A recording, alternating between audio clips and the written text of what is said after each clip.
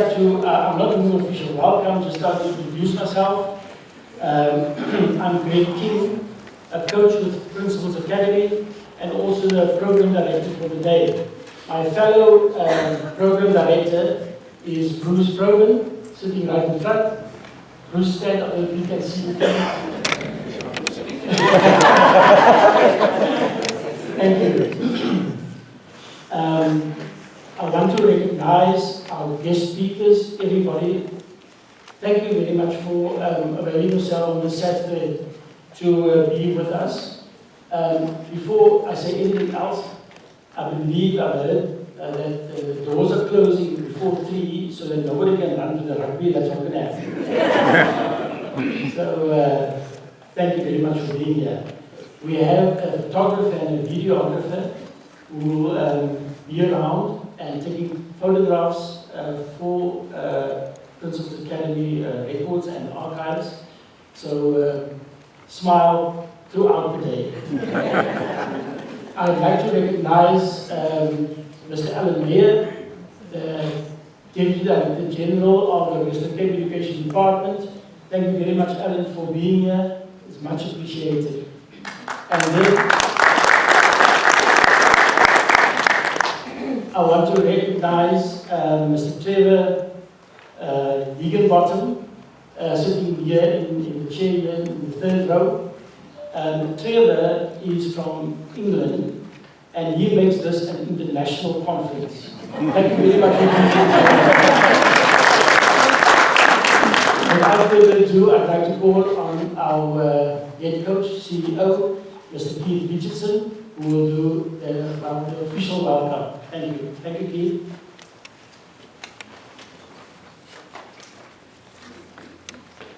Thanks, Greg.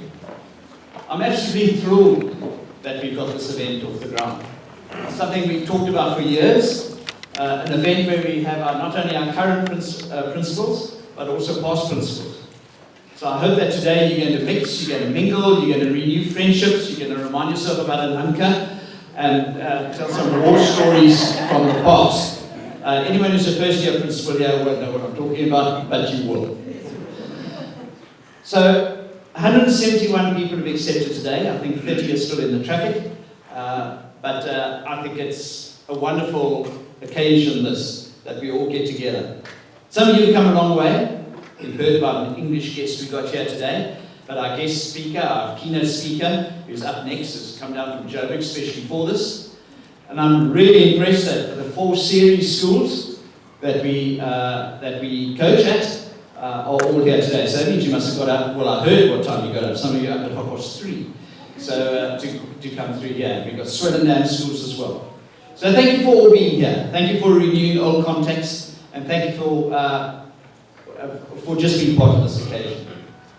You know, in a speech at the University of Free State at the end of 2020, the Vice-Chancellor, who's Professor Banang Mahadi, urged the students to make the next year the year of the Ark, that is Noah's Ark.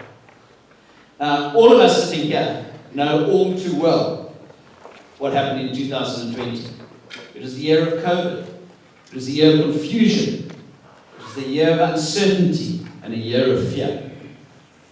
Those of you who were running schools at that stage will remember the stress of trying to work out innovative ways of ensuring the learners were all taught, but that they and their educators remained safe throughout. That was the conundrum. 2020 was the year that we learned new vocabulary, words like a new normal, whatever that may be. And now, here we are a few years later, all hoping for a better normal. But back to Professor Mahadi. You no doubt be thinking, what is the significance of the Ark? Well, he said he wanted 2021 in his university to be the year of the Ark, where all people came together for a common purpose. And that is what today is all about. I welcome you to the Ark today, because we are here for a common purpose. And we've got our own Noah as well, Greg King. Where's he gone? Oh, there he is. Greg spoke to you a moment ago. It was his concept. He put it all together. So, Meneer Noah, good luck today. Hope it goes well. We're going to give you food and shelter, thanks to Sunman, who've been our generous sponsor and enabled us to put this whole day together. The speakers and chats we have laid on will prepare you, when you leave the Ark, to go back to your school, which is Monday, by the way, full of new ideas, so that your school can become a centre for excellence, where you reinvigorate everyone within your walls as you continue to shape this country. Because that's really what you do. It's more than shaping your school. You're shaping a country and a future. And that really should be the ultimate vision of what you're doing in your school. You are not babysitting, you are not teaching maths, but you are building critical thinkers, curious learners, whatever age they are, and leaders with a hunger for knowledge. Because I remind you, you are shaping the future of this country. So maybe I should coin this year, not only the year of the Ark for us too, but really the year of ChatGPT. I don't know if you've come across it yet, but it's on the internet and it uses artificial intelligence to actually help you with virtually any problem that you have. And it is taking the educational world by storm. Using artificial intelligence enables every child in your school who has a cell phone to download essays and answers on any topic. To give you an example, I asked ChatGPT to write a Shakespearean sonnet for me on the role of the principal. This was its answer. 14 lines. In stately halls where youth and learning meet, a principal doth wear a weighty load, to guide the school with a firm and steady hand, and smooth the path for students on their road. For when young minds are restless and unsure, and teachers too are vexed by daily strife, the principal must rise and find a cure, and lead with wisdom through our stormy life. But surely there are days when the burden weighs him down, when wayward students break his stride, and discipline becomes a thorny crown, and his sense of duty is sorely tried. So let us raise our voices high and sing of principals who lead with heart and wing. Now, ladies and gentlemen, that sonnet was written by ChatGPT in 5 seconds. It did make a few errors, and being gender sensitive that I am, I want to chastise it for presuming all principals were male. But I thought it would be cherished since it wrote such a good sonnet. Then I thought I'd become a little bit more local. And I asked ChatGPT to write a sonnet in Kaapse Afrikaans. I'll give you the last 2 stanzas. Die rol van die prinsipaal. Die skool staan voor in reuse taak, om die skool te lei met wysheid en krag, om kinders te lei op die regte pad, en hul toekoms te bou sonder vertraging. Maar met passie en toewyding bly hy volhard in skoolhof, is waarlike held in ons gemeenskap se oor. The computer must be getting, or this artificial intelligence must be getting confident now, because it took only 3 seconds to write that.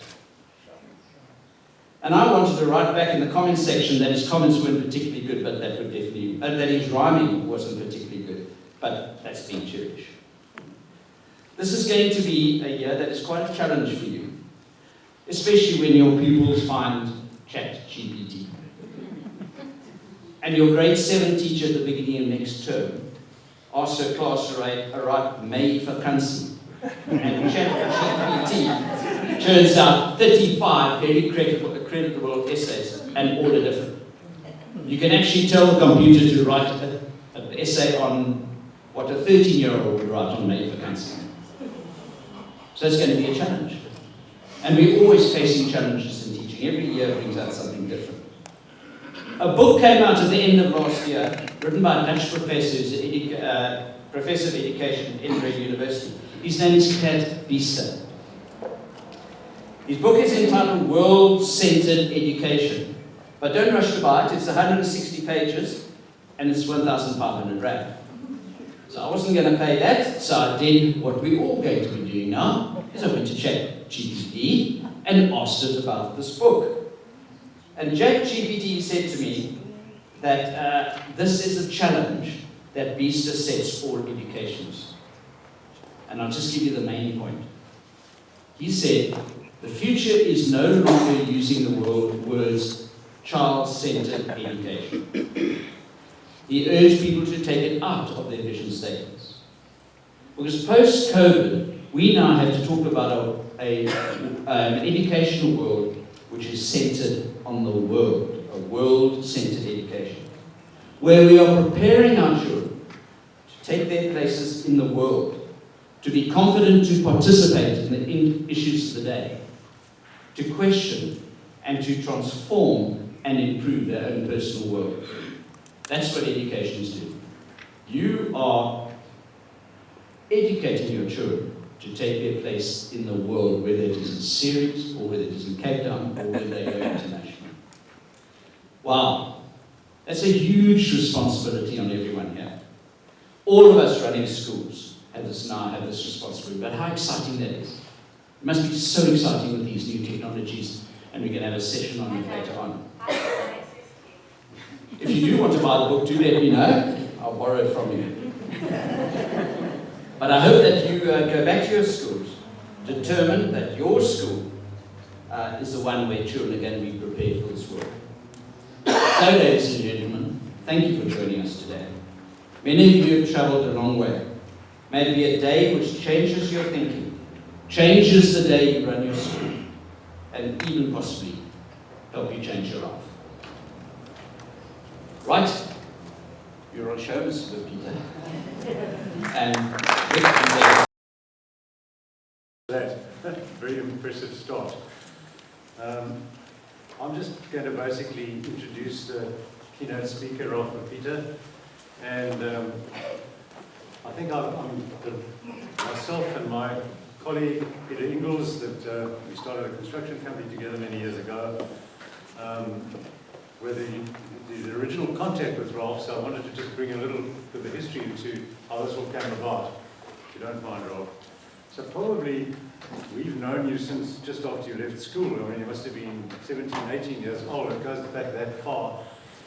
And at the time, you had a really, what we assumed or we knew was a brilliant school principal at the school that you're at, and he contacted us and said, I've got this pupil who's graduating from the school right now.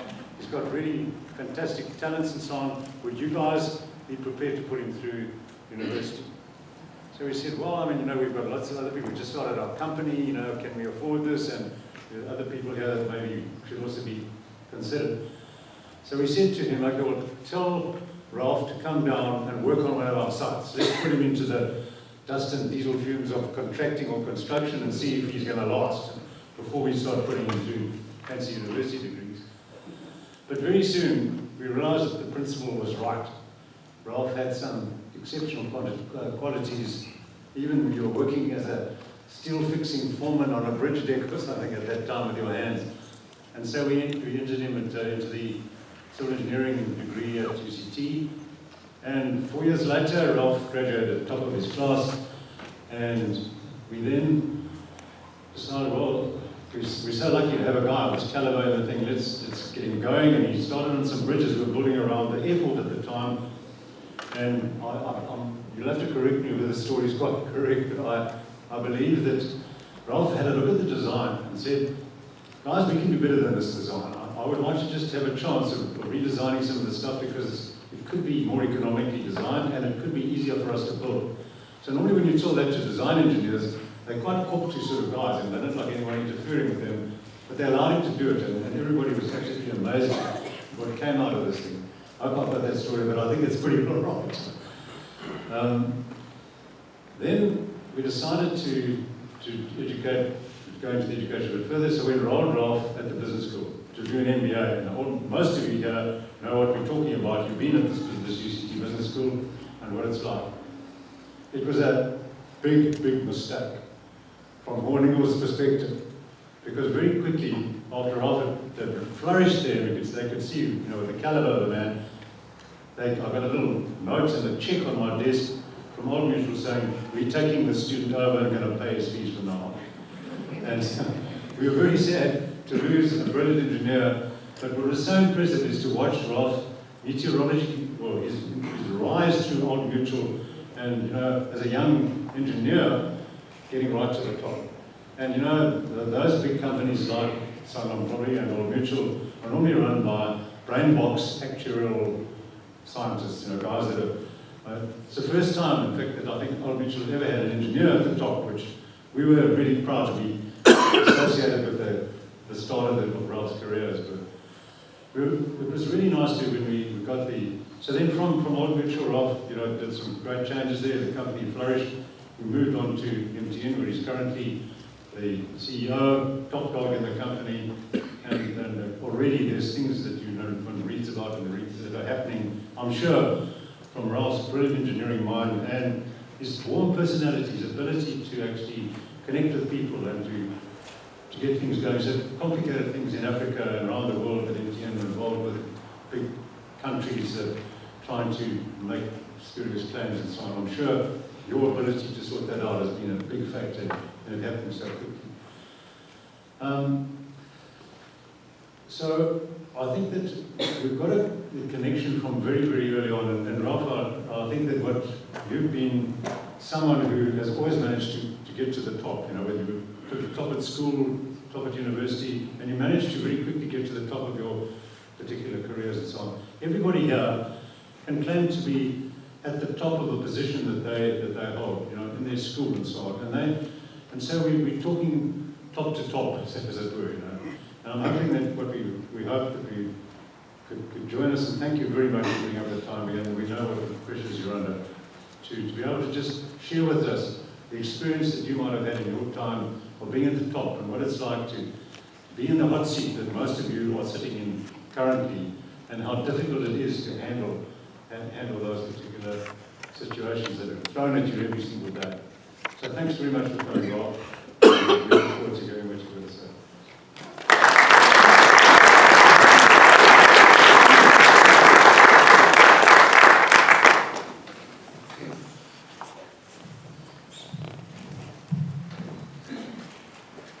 Very good morning, and it's an absolute pleasure and a privilege to be amongst principals, amongst headmasters. My father who is late today, he was a maths, physics and chemistry teacher, taught O-levels and A-levels at a school called Goromwanzi in what is today Zimbabwe. He taught in the late 60s into the 70s. So I grew up and I was born at a school, and I was always surrounded by teachers. And I remember my father talking about, and he drummed this into us when we were very, very young, about the power of education and how education sets you free. So it is a privilege to be amongst principals, educators, and what was said much earlier on, the power of educators is really about transforming the world. That's what you do, and really appreciate being in your company. If my father was still alive and was here, he would have been amongst his own folk and his own people. I want to take the opportunity also to thank Rick and Peter who are here. I wouldn't be here without them. Sometimes in life, you go through a certain turn in the course. I came to South Africa when I was 17. I'm now 50, going 51. So I've known both Peter and Rick for over 33 years. That's a very long time when you start to think about it. And as I was saying to them coming in, I didn't have this white beard. The white beard is from stress and everything else. Raising 4 kids and a wife who was always nagging me about I could do better as a husband. But I do want to thank Peter and Rick who took a chance on me without even knowing me. They'd never seen me. We didn't have cell phone those days, so we didn't have even had a video conference with just a letter.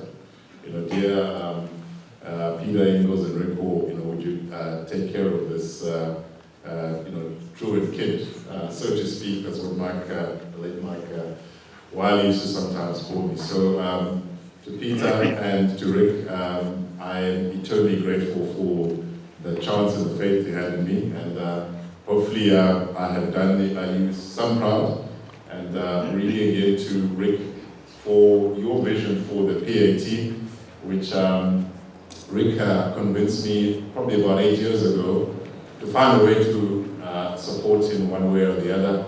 And my wife and I are true supporters for the work that you do, in the sense that I said earlier on, what you do is really to transform the world, and I really want to appreciate you. I was going to share some remarks. As I said to Rick, it's quite daunting to talk to principals because I feel like I'm talking to my father. But I thought I would share some perspectives, telling basically 3 stories. The story of how I personally was transformed by quality education and the headmasters and teachers that I met. Very profound when you think about and reflect on the power of educators to transform your life, to transform your thinking. So I'll cover a couple of points that I hope will inspire you to continue to do more of the inspiration you give to the youth in this world. The second story I will tell is the story of leadership in my own personal journey, and the 4 main traits on leadership that I try to drive in the roles that I've had, and hopefully there's some resonance really around that. And then the third comments I'll make are really around what we see in the future as the skills we need. Obviously, you are the educators, you're taking the young and the future through schools.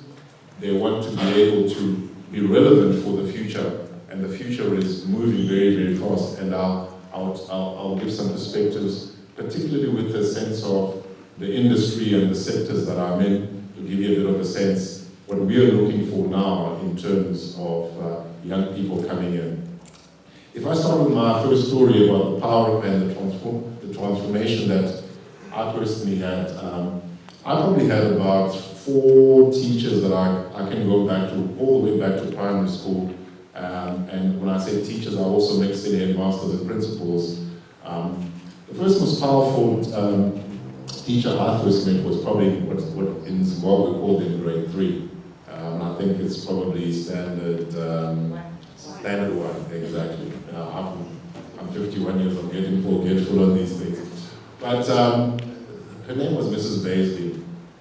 And I remember her talking to me about, the ABCs, whatever.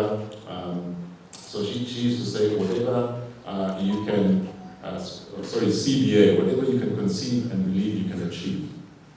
Whatever you can conceive and believe you can achieve. She drummed that into us, and in grade 3, one is about 10, 11 years old. And I used to tell her the story that I wanted to be an astronaut, I wanted to go to the moon. Somebody in the class said, no, Africans don't go to the moon, it's only Americans and Russians. So I said, but why? Why? And Mrs. Baisley, really, really helped me at that age to really think about not having limiting beliefs. I came from a very small school. The school where I was born, Goromons, it's a very small school. There's like 600 people. So many of you come from very small towns. I relate very well to the small town culture and ethos. But what she told me was not having self-limiting beliefs. Because sometimes you come into a situation, you see your level of poverty, all the things that are surrounding you, and then you limit yourself. And then you say, I can't be that.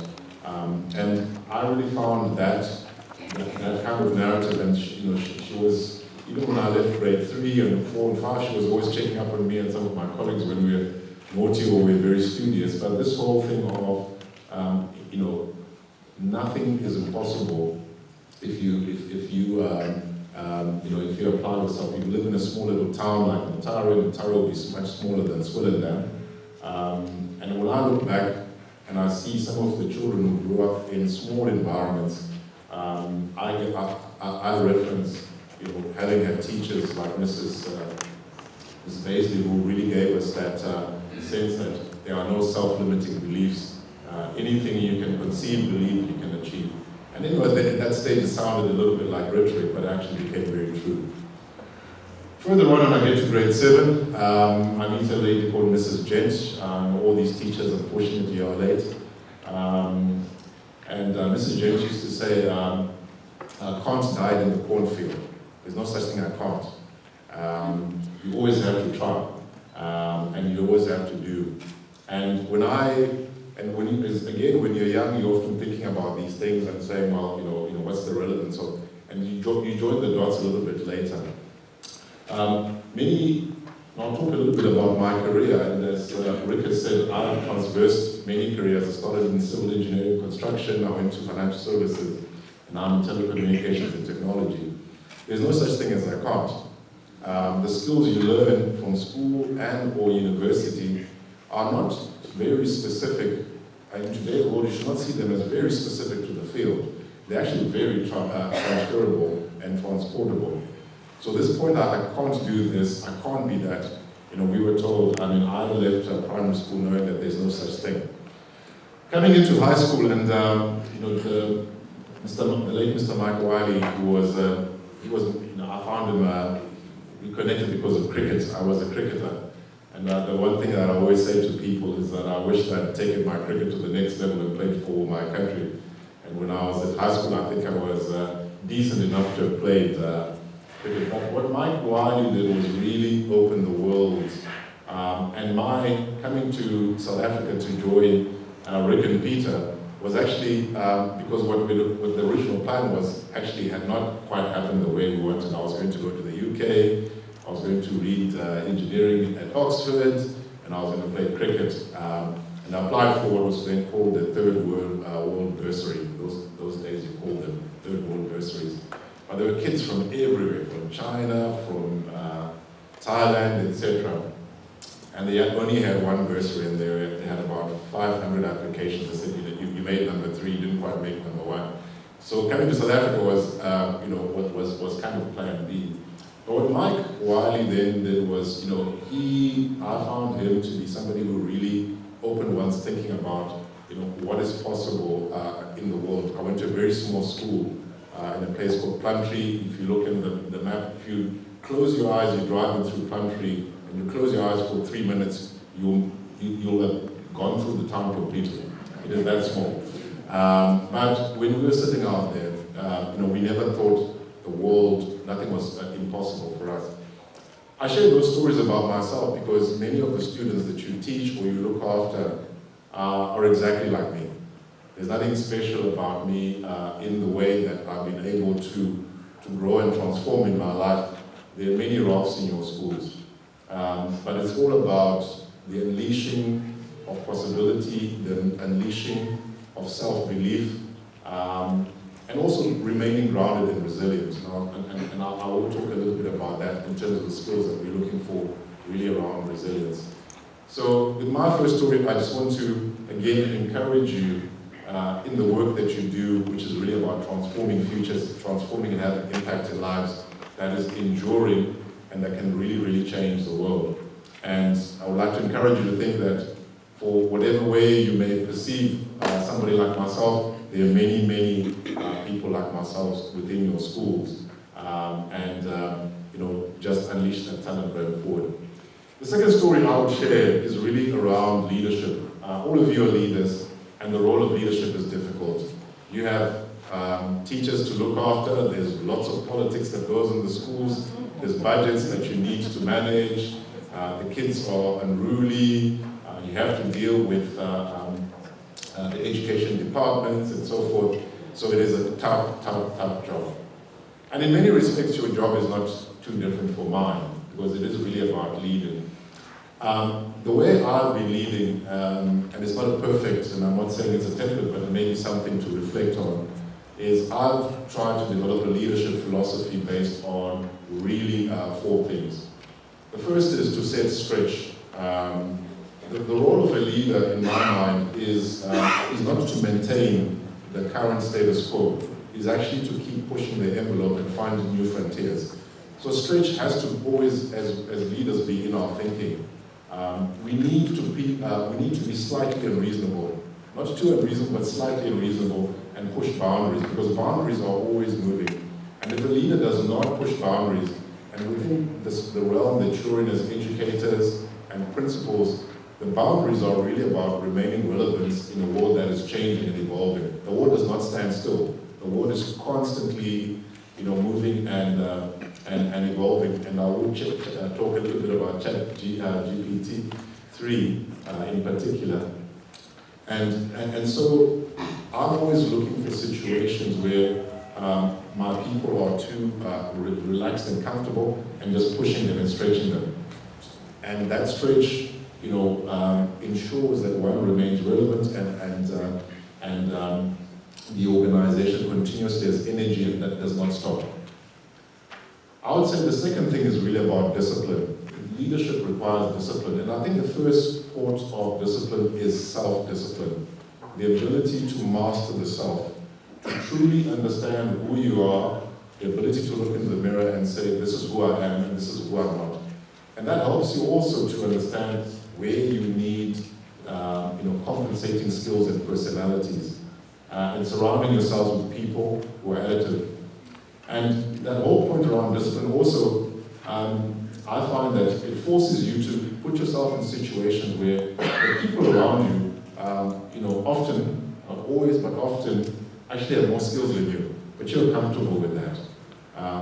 The greatest leaders I've seen are people who are comfortable in leading people who are superior and smarter than them in their domains. But what they do as leaders is the ability to bring people together. I look at someone like Sia Polisi, who I've got to know very well.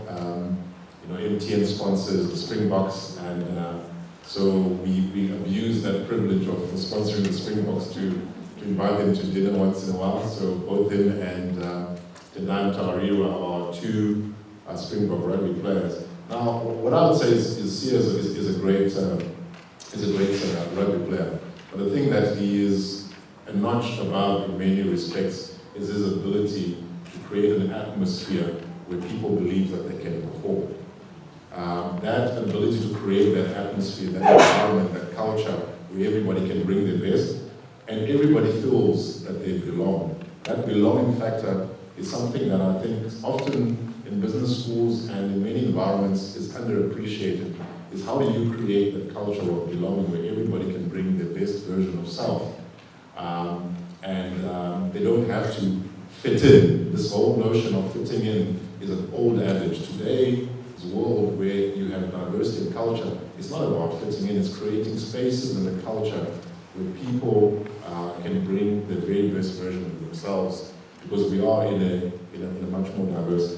I want to come back to the point of discipline, that it starts with self-discipline, knowing who you are and regulating yourself. Self-discipline also requires rituals, I would argue.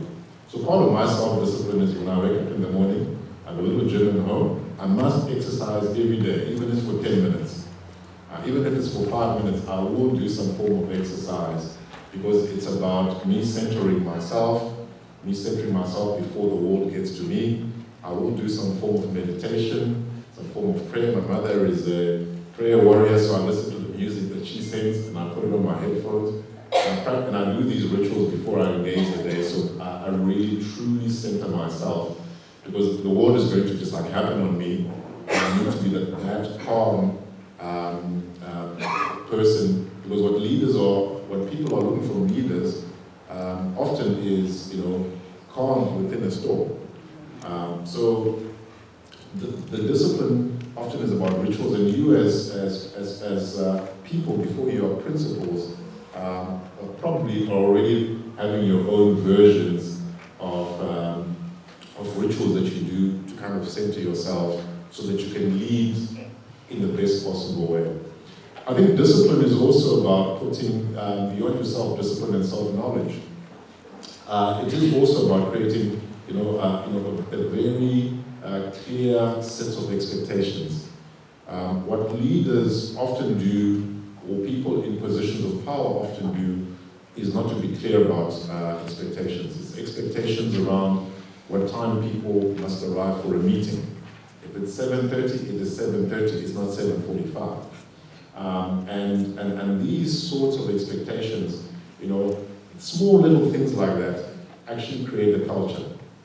Coming back to the point around culture. So the culture if for you the culture is that you want a school that is run very meticulously on time, respecting people's time, etc. You can't accept people, teachers coming into the school at 7:45 when they know it's 7:30. So I would argue that discipline, after stretch, discipline is the other trait that personally for me that I try and then my wife is best at telling me that I think you're now a little bit undisciplined. I think you need to reflect. And sometimes my own team tells me that. I try and create a culture within my team where even though I'm the leader, I'm not beyond reproach. I'm also not beyond making mistakes. So sometimes my team say, hey Ralph, you're not doing what you said you will do. And I say, feedback is a gift. Thank you so much for giving that. So discipline in my mind is the other area that is so important for leadership. The third area is really around support. I mean, a leader has to be able to support their people. I run a company that serves 280 million subscribers. There are 280 million people who are every day using an MTN SIM card across 19 markets. We have about 19,000 people, and in our value chain, we have about 5 million people who sell airtime in the corner of the street and so forth. So I can't be everywhere, but what I can do is create the structures of support where people feel Ralph is here, whether it's in Ghana, it's in Nigeria, it's even in Iran, here in South Africa. We have very diverse operations. So that whole issue around creating an environment where people feel supported, I think is really important for long-term success, and also building a system that will outlive you. And I always say that the really great, outcome of good or great leadership is that once you are gone, actually the system carries on. And actually creating that support structure and the process around support becomes super important. The fourth area is really around trust. Is building systems of trust. People need to feel trusted. Very few people perform at their best, at their highest levels, if they don't feel trusted, if they don't feel they belong. Trust is a very complicated thing, and often we say trust is earned, and trust is earned, and is a two-way process. In fact, it's not just a two-way process. When you're running a team, you're running a school, and you have teachers in the system, they need to feel trusted to be at their setting clear expectations of what good and bad really looks like can really help trust, and then creating a very purposeful culture in the business. For me, is really important, and for you, it will be the schools that you run. Is that what is the culture? What is the smell of the place? I often tell a story about a professor I met at London Business School in 2001. He's late now. You can find him on YouTube. His name is Sumantra Bhushal. And Sumantra Bhushal was a professor of organizational psychology and design. So what he focused on is how do organizations actually work and etc.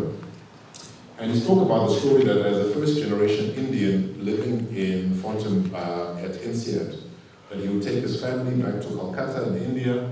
The children were born in India, but they came to France. They're living in Fontainebleau, where INSEAD Business School is. He would take his children in Calcutta in the peak of summer, and because it's just so hot and humid, they'll be just like lifeless children. But they get on a plane from Calcutta, they fly to Paris, they catch, they travel back to Fontainebleau, and those kids are running around in the fields, with the spring in their step. And he said, Calcutta, what he said to us was, don't create Calcuttas in summer in your own organization or in your own schools, where there isn't the environment that enables people to feel energetic and to thrive. And in your schools and in your leadership capacity, you can be people who can create that Fontainebleau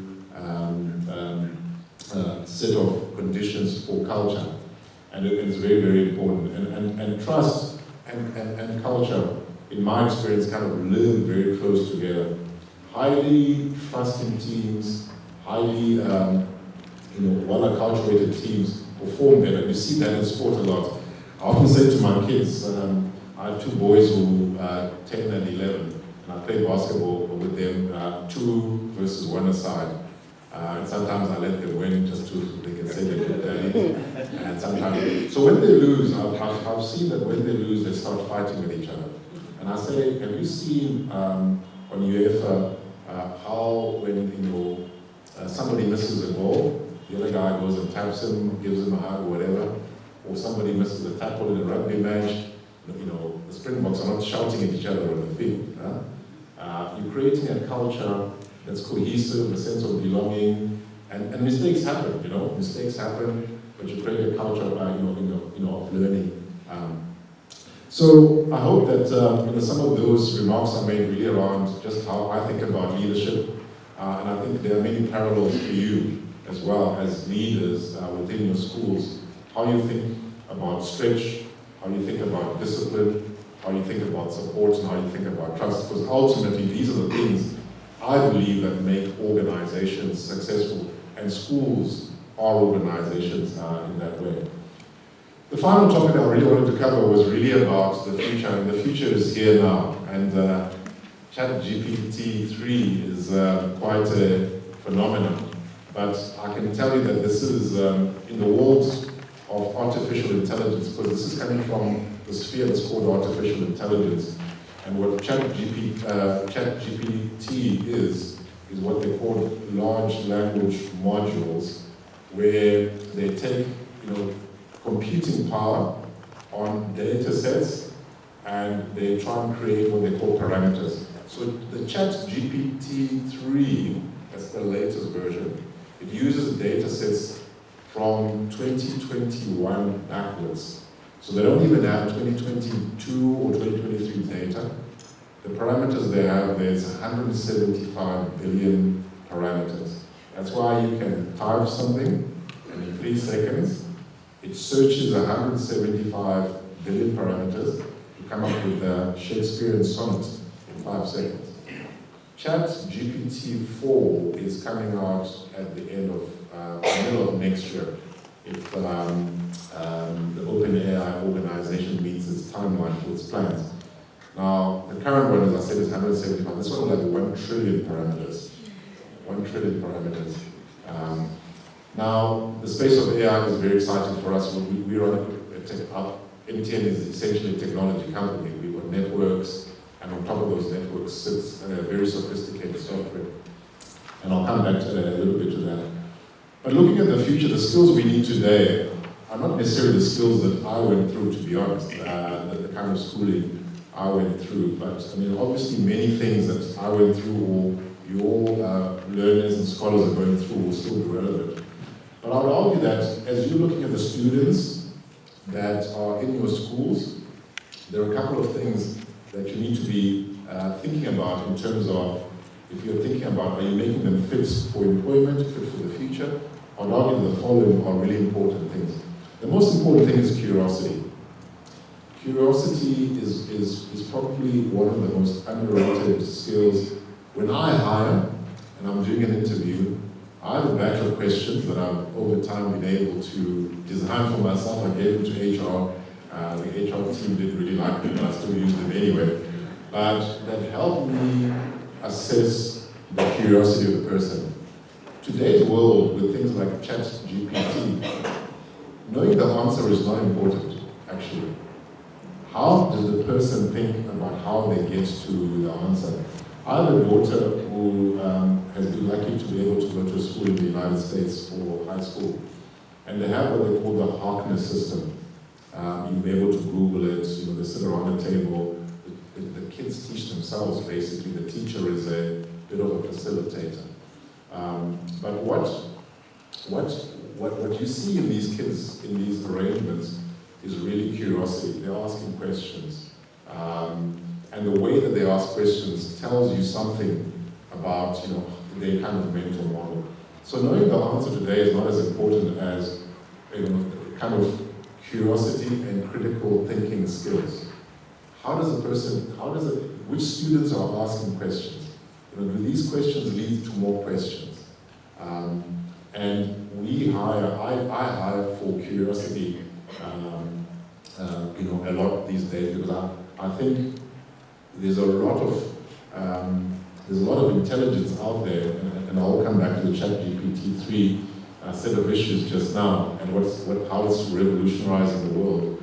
But curiosity cannot be imitated, by computing or by stuff. So help the world move forward by developing curious kids. Encourage them to be curious. If they give you the wrong answer, why do you think that way? Force them to explain why they think the way they think. So I think curiosity is a really big skill for today. The second is the ability to learn and unlearn. Now that could sound very contradictory and very weird. My own career has been about learning and unlearning. Before I was CEO at MTN, I was CFO first. So they, like Rick said, they had to try me by being a little bit of a steel fixer at site at Hohen Eagles. When MTN hired me, they said, well, maybe you need to be CFO first before you're CEO. I'd never been CFO in my life. I didn't even know, all the accounting standards, but I had to learn them. I think the skill you need today beyond curiosity is to learn and unlearn. There isn't a career path anymore where you say you study civil engineering and end up as a civil engineer all your life. Or you study history and all you're going to be is you're going to do history. There are people who have studied history and are chief financial officers out there in companies because they're curious. They have critical thinking skills. So what people study today actually is not as important as how they think. That linear model of you will do maths, physics, and chemistry, and therefore you become a doctor or an engineer. You might actually become a designer. Or you might study architecture and be somebody who designs clothing. Tom Ford is one of the world's greatest clothing designers, but he's an architect. So there isn't anymore that linearity of thinking that's needed in today's world. I think the most powerful areas of an account between the confluence of science and design, the creative arts, and the children who are creative and are not scientific, please encourage them. Please encourage them in their artistic endeavors. ChatGPT-3 and all these technologies can do a lot, but they cannot design in the way that some of the artistic elements of this world really are. So again, I will be saying that please continue to encourage your students to be open-minded and to pursue their passions as well. Obviously, the world is becoming, science is playing a bigger role, so the whole STEM drive, it remains super important. And I would argue that your ability to encourage your students to pursue maths, science, I'm a maths science, and I still love my maths, physics, and chemistry. I read it for fun. But my kids say, why do you read? You pass all your exams, Dad. I would still say, please encourage your students in the pursuit of that, because when I look at the world and I see what's happening in India and in China and other parts of the world, we will be as a country, lagging if we don't develop our own science and technology capability. You look at these Chinese, the Chinese people we interact with, or the Indians, they've gone very, very far. And I'm encouraging you to think about how do you create those environments for children to thrive, within those subjects. But I would say that element of curiosity and critical thinking, it covers both the arts and the science. And that, in my mind, is the thing that we're looking for the most when we hire people. And you have a big role to play in fostering people's ability to think and to be critical in their thinking as well. I did say to Rick that speaking for 30 to 40 minutes would be intimidating in front of principals, but I hope with some of those stories I have left you some food for thought, and again to thank you for the very important role that you play as as shapers of today's world, shapers of the future. You are not just principals. You are the people who are most important, with colleagues in other spaces, in transforming the world. And I really want to acknowledge and honor the work that you do. And again, to the PAT for the work that you do, to Rick, your leadership and your vision, and the team that you have around you, my appreciation and congratulations for everything you do. Thank you so much.